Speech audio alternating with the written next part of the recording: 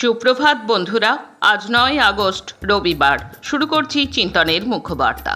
আজকের মুখ্যবার্তার বিশেষ বিশেষ বিভাগগুলি: আন্তর্জাতিক সংবাদ, দেশের সংবাদ, রাজ্যের সংবাদ, বিজ্ঞান ও পরিবেশ সংবাদ এবং খেলার সংবাদ। আন্তর্জাতিক সংবাদ। রাশিয়ার ওপর বিধিনিষেধের একটি বিল শুক্রবার মার্কিন সেনেটে চূড়ান্ত ভোটাভুটিতে পাশ হয়ে গিয়েছে। এই বিল আইনে পরিণত হলে ভারতের ওপর 100% শুল্ক আরোপ করতে পারবেন মার্কিন প্রেসিডেন্ট ডোনাল্ড ট্রাম্প। সেই তোড়জোড় চলছে। এবার বিলটি মার্কিন কংগ্রেসের অপর কক্ষ হাউস অফ রিপ্রেজেন্টেটিভে পেশ করা হবে। সেখানে কয়েক সপ্তাহের মধ্যেই চিত্রটি পরিষ্কার হতে চলেছে। দুই কক্ষে বিল পাশ হলে বাকি থাকবে কেবল ট্রাম্পের স্বাক্ষর। ট্রাম্প বিলে সই করলে তা আইনে পরিণত হবে এবং রাশিয়ার থেকে যে সমস্ত দেশ জ্বালানি কেনে তাদের বিরুদ্ধে আইন মেনে পদক্ষেপ করতে পারবে ওয়াশিংটন। উচ্চশিক্ষার জন্য আমেরিকায় যাওয়ার ক্ষেত্রে ভারতীয় ছাত্রছাত্রীদের বড়সড় বাধার মুখে পড়তে হয়েছে 2025 সালে। সদ্য প্রকাশিত সরকারি রিপোর্ট জানাচ্ছে, গত বছর ভারতীয় শিক্ষার্থীদের ক্ষেত্রে মার্কিন F1 স্টুডেন্ট ভিসা অনুমোদনের হার রেকর্ড 62% হ্রাস পেয়েছে। প্রেসিডেন্ট ডোনাল্ড ট্রাম্পের সরকার অবশ্য চীনের ক্ষেত্রে অনেকটাই দরাজ বলে ওই পরিসংখ্যানে উঠে এসেছে। সেই দেশের পড়ুয়াদের ভিসা অনুমোদনের হার কমেছে মাত্র 34%। যুক্তরাষ্ট্র ইরান যুদ্ধের জেরে মধ্যপ্রাচ্যে বাড়তে থাকা উত্তেজনার মধ্যে যৌথ প্রতিরক্ষা সহযোগিতা জোরদার করতে যাচ্ছে সৌদি আরব, তুরস্ক এবং পাকিস্তান। এই লক্ষ্যে এই তিন দেশ শুক্রবার জেদ্দায় একটি যৌথ প্রতিরক্ষা চুক্তি সই করবে। সৌদি আরবের সামরিক বাহিনী এবং সরকারের ঘনিষ্ঠ দুটি সূত্র এই তথ্য জানিয়েছে। নাম প্রকাশ না করার শর্তে একটি সূত্র বলেছে, চুক্তিটি দীর্ঘদিন ধরে আলোচনায় ছিল, তবে অঞ্চলের সাম্প্রতিক পরিস্থিতির কারণে এর বাস্তবায়ন ত্বরান্বিত হয়েছে। সৌদি সরকারের দ্বিতীয় ঘনিষ্ঠ আরেকটি সূত্র চুক্তি সই হওয়ার বিষয়টি নিশ্চিত করেছে। ইয়েমেনের ইরানপন্থী হুতি বিদ্রোহীদের হামলায় সৌদি আরবের দক্ষিণাঞ্চলে 11 জন বেসামরিক মানুষ আহত হয়েছেন। একই সঙ্গে সৌদি সরকার সতর্ক করেছে, হুতি ও ইরান সমর্থিত ইরাকি সশস্ত্র গোষ্ঠীগুলো শীঘ্রই দেশটিতে সমন্বিত হামলা চালাতে পারে। সৌদি নেতৃত্বাধীন আরব জোটের মুখপাত্র মেজর জেনারেল তুর্কি আল মালেকি শুক্রবার ভোরে বলেন, গত বৃহস্পতিবার সৌদি আরবের নাজরান প্রদেশে হুতিদের হামলায় 7 সৌদি নাগরিক, এক ইয়েমেনি, 2 মিশরীয় এবং 1 পাকিস্তানি আহত হয়েছেন। তাদের মধ্যে 4 বছর বয়সী একটি শিশুও রয়েছে। আর্জেন্টিনার জনগণ তাদের অতি দক্ষিণপন্থী সরকারের প্রস্তাবিত ভূমি সংস্কার নীতির বিরুদ্ধে এক অসামান্য গণ আন্দোলন গড়ে তুলেছেন।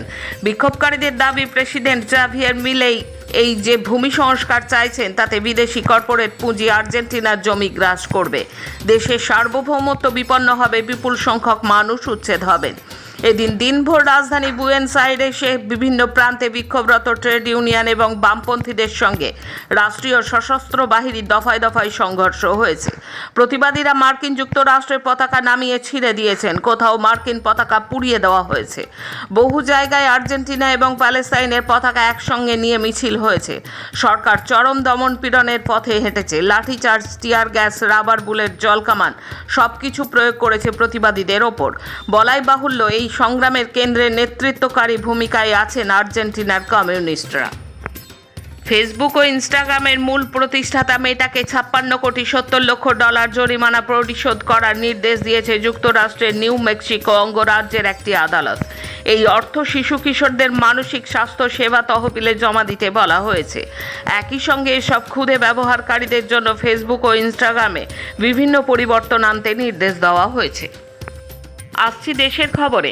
ছাত্রদের বিধানসভা মার্চের দিনেই শুক্রবার ঝাড়খণ্ডের হেমন্ত সোরেন সরকার প্রতিশ্রুতি দিয়েছিল আন্দোলনকারী পড়ুয়াদের সঙ্গে সরাসরি আলোচনা করে সমস্যার সমাধানের।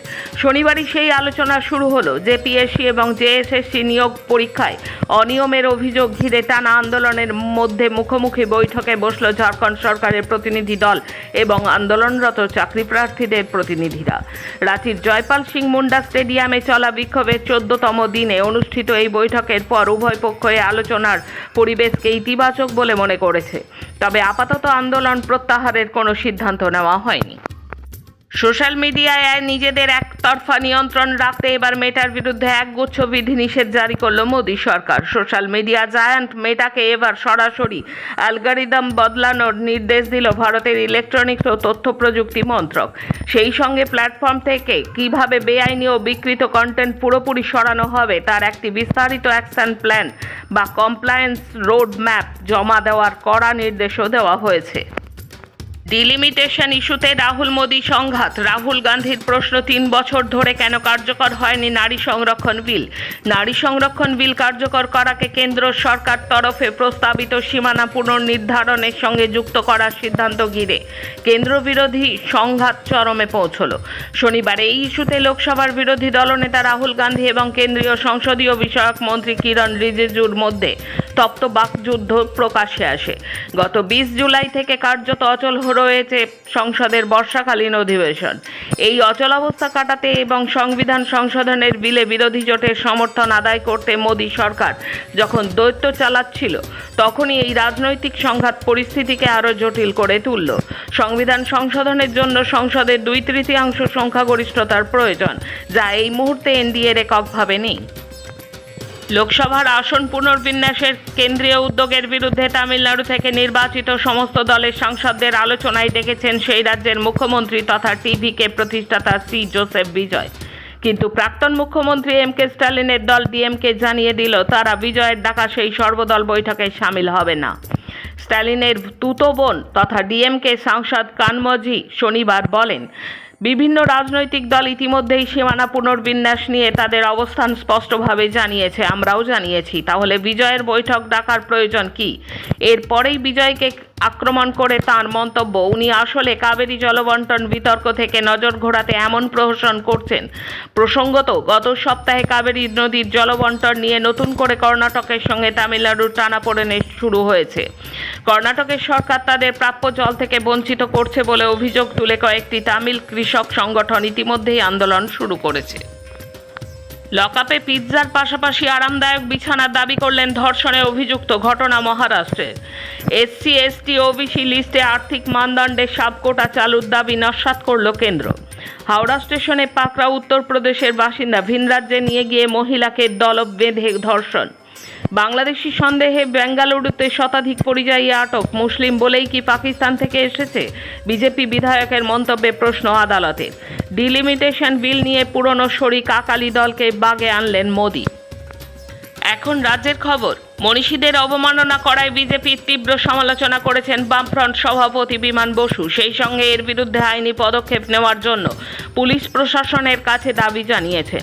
শুক্রবার একটি বিবৃতি দিয়ে বিমান বসু বলেছেন, রাজ্য বামফ্রন্ট গভীর উদ্বেগের সঙ্গে লক্ষ্য করছে যে কিছুদিন ধরে শাসক দলের রাজ্য সভাপতি এবং রাজ্যসভার বিজেপি সাংসদ অনন্ত মহারাজ আমাদের দেশের স্বাধীনতা আন্দোলনের অবিসংবাদী নেতা ও ফরওয়ার্ড ব্লকের প্রতিষ্ঠাতা নেতাজি সুভাষচন্দ্র বসু এবং তার প্রতিষ্ঠিত দল সম্পর্কে কুরুচিপূর্ণ মন্তব্য করেছেন। এই অশোভন মন্তব্য আমাদের রাজ্যের দেশপ্রেমিক জনগণের মনে আঘাত করেছে। রাজ্য বামফ্রন্ট এই অবমাননাকর মন্তব্যের তীব্র প্রতিবাদ করছে ও তা প্রত্যাহারের দাবি জানাচ্ছে। একই সঙ্গে রানীগঞ্জে পাঞ্জাবি মোড়ে রাহুল সংস্কৃতায়নের মূর্তি ভাঙা এবং কলকাতার বুকে ছাত্র সংগঠনগুলির প্রতিবাদ সমাবেশের পাল্টা কর্মসূচিতে যেভাবে লাল পতাকা ও কবি সুকান্ত ভট্টাচার্যের ছবিকে অমর্যাদার ঘটনা ঘটানো হয়েছে তাকেও তীব্র ধিক্কার জানানো হচ্ছে। এই সমস্ত অপকর্মগুলির বিরুদ্ধে থানাগুলিতে এফআইআর দায়ের করা সত্ত্বেও পুলিশ প্রশাসন এই বিষয়ে কোনো ব্যবস্থা গ্রহণ করেনি। আমরা দাবি করছি পুলিশকে সঠিক তদন্ত করে দোষীদের বিরুদ্ধে কঠোরতম ব্যবস্থা নিতে হবে। রাজ্যের মেধাকে কাজে লাগিয়ে রাজ্য করতে চেয়েছিলেন বুদ্ধদেব ভট্টাচার্য। সেই স্বপ্নকে বাস্তবায়িত করতে হবে। বুদ্ধদেব ভট্টাচার্যের সেই স্বপ্নকে বাস্তবায়িত করতে হলে বিভাজনের রাজনীতির মোকাবিলা করা জরুরি। শনিবার 8ই আগস্ট বুদ্ধদেব ভট্টাচার্যের প্রয়াণের দিনে এই আহ্বান জানালেন নেতৃবৃন্দ। বুদ্ধদেব ভট্টাচার্যের স্মরণসভা থেকেই শনিবার বুদ্ধদেব ভট্টাচার্য কালচারাল সেন্টারের প্রাথমিক পর্যায়ের ভার্চুয়াল হিসেবে উদ্বোধন করেন সিপিআইএম রাজ্য সম্পাদক মোহাম্মদ সেলিম। পাশাপাশি এই বছরের শেষে মূল সেন্টারটি তৈরির কাজ শুরু করা হবে বলেও ঘোষণা করেন তিনি। সেলিম এদিন বলেন, বুদ্ধদেব ভট্টাচার্যের ভাবনা, তাঁর দর্শন, জীবন দর্শন, সংস্কৃতি চর্চা, শিল্প ভাবনা, একজন মানবদরদী রবীন্দ্র অনুরাগী হিসেবে নতুন প্রজন্মের যে ভাবনার চিন্তা করেছিলেন এবং ভবিষ্যতে রূপান্তর করার জন্য যে প্রয়াস তাঁর ছিল, সেই বিষয়টিকে মাথায় রেখেই এই সাংস্কৃতিক চর্চার কেন্দ্রকে শুরু করা হবে। হুগলি চুঁচুড়া মগরা ব্লকের হোয়েরা দিগসুই গ্রাম পঞ্চায়েতের অধীনে খলসি গ্রামের বাসিন্দা প্রায় 2200, ভোটারের সংখ্যা 1200। জনগণনার পোর্টালে কোড, সরকারি খাতায় নাম নেই খলসি গ্রামের। তার ফলে বছরের পর বছর সরকারি কাজ, জন্মের শংসাপত্র, আধার কার্ডে নিজের গ্রামের নাম তুলতে পারে না গ্রামবাসীরা। চিঠি, পার্সেল আসে 1 কিলোমিটার দূরে দিগসুই গ্রামের ঠিকানায়। অনেক সময় তা ফিরেও যায়। জনগণনা শুরু হয়েছে, প্রথম পর্যায়ে সশুমারির কাজ চলছে। সেই কাজ করতে গিয়ে তৈরি হয়েছে আরও সমস্যা। সরকারি পোর্টালে নিজের গ্রামের নাম খুঁজে পাচ্ছেন না খলসি গ্রামের বাসিন্দারা। তারপরেই প্রশাসনকে আবার চিঠি দেন বাসিন্দারা। বিডিও, জেলা শাসক থেকে মুখ্যমন্ত্রীর কাছেও আবেদন করেছেন গ্রামবাসীরা। কোল ইন্ডিয়ার হাই পাওয়ার কমিটির সুপারিশ মেনে ঠিকা শ্রমিকদের মজুরি দেওয়ার দাবিতে সাতগ্রাম প্রজেক্টে বিক্ষোভ দেখায় সিআইটিইউ অনুমোদিত খাদান ঠিকা মজদুর সভা। সিআইটিইউ অনুমোদিত এই সংগঠনের নেতৃবৃন্দ বলেন, হাই পাওয়ার কমিটির সুপারিশ অনুযায়ী ঠিকা শ্রমিকদের চলতি বছরের 1 এপ্রিল থেকে অদক্ষ শ্রমিকদের ভিডিএ সহ 1320 টাকা ও অতিদক্ষ শ্রমিকদের 1421 টাকা দৈনিক মজুরি প্রদানের কথা বলা হলেও তা মানছে না ঠিকাদাররা। ঠিকাদার সংস্থাগুলি ইচ্ছেমতো বেতন দিচ্ছে, তীব্র শোষণের শিকার হচ্ছে ঠিকা মজদুররা। খনিগর্ভে নিরাপত্তার মতো গুরুত্বপূর্ণ বিষয় অবহেলিত হচ্ছে। সর্বত্র সুরক্ষার সরঞ্জাম প্রদান করা হচ্ছে না। এদিন সিএমপিএফ এর হিসাব ঠিকা মজদুরদের দিতে হবে। বিক্ষোভ চলাকালীন এমন 7টি দাবি নিয়ে সাতগ্রাম প্রজেক্টের এজেন্টের কাছে ডেপুটেশন দেয় খাদান ঠিকা শ্রমিক মজদুর সভা। বিজ্ঞান ও পরিবেশ সংবাদ। জার্মানির হেরিংয়ের শহরে মানুষের তৈরি একটা সাদা পাহাড় ধীরে ধীরে আকাশের দিকে বেড়ে চলেছে, যা দূর থেকে তুষারাবৃত কোনো পর্বতের মতো দেখায়, অথচ পুরোপুরি সাধারণ লবণ দিয়ে তৈরি। মন্টেকালি নামে পরিচিত এই কৃত্রিম পাহাড়টি পটাশ খনির বর্জ্য পদার্থ সোডিয়াম ক্লোরাইড জমা করে তৈরি হয়েছে, যা 1976 সাল থেকে ক্রমাগত বৃদ্ধি পাচ্ছে এবং বর্তমানে প্রতি ঘন্টায় প্রায় 900 টন নতুন লবণ যোগ হয়, যা বছরে প্রায় 72 লক্ষ টনের সমান। পাহাড়টি এখন প্রায় 250 মিটার উঁচু এবং প্রায় 200 মিলিয়ন টনেরও বেশি লবণ ধারণ করে আছে বলে গবেষকেরা অনুমান করেন। এই বিশাল লবণের স্তূপ আশেপাশের ওয়েরা নদী ও ভূগর্ভস্থ পানিতে লবণাক্ততা বাড়িয়ে স্থানীয় বাস্তুতন্ত্রের ওপর উল্লেখযোগ্য প্রভাব ফেলেছে। শিল্পবর্জ্য আজ একটি আন্তর্জাতিক পরিবেশ সমস্যা হিসেবে চিহ্নিত হয়েছে। শেষে খেলার খবর। ভারতের শাটলার অস্মিতা চালিহা সেমিফাইনালে সতীর্থ রক্ষিতা রামরাজকে 21-13, 16-21, 21-13 গেমে পরাজিত করে কোরিয়া মাস্টার্স সুপার 300 ব্যাডমিন্টন টুর্নামেন্টের মহিলাদের সিঙ্গলসের ফাইনালে প্রবেশ করেছেন। মার্কিন যুক্তরাষ্ট্রে চলমান বিশ্ব অনূর্ধ্ব-20 অ্যাথলেটিক্স চ্যাম্পিয়নশিপে ছেলেদের জ্যাভলিন থ্রোতে ভারতের আশিস যাদব রূপো জিতেছেন। আজকের মুখ্য বার্তা এই পর্যন্ত। নমস্কার।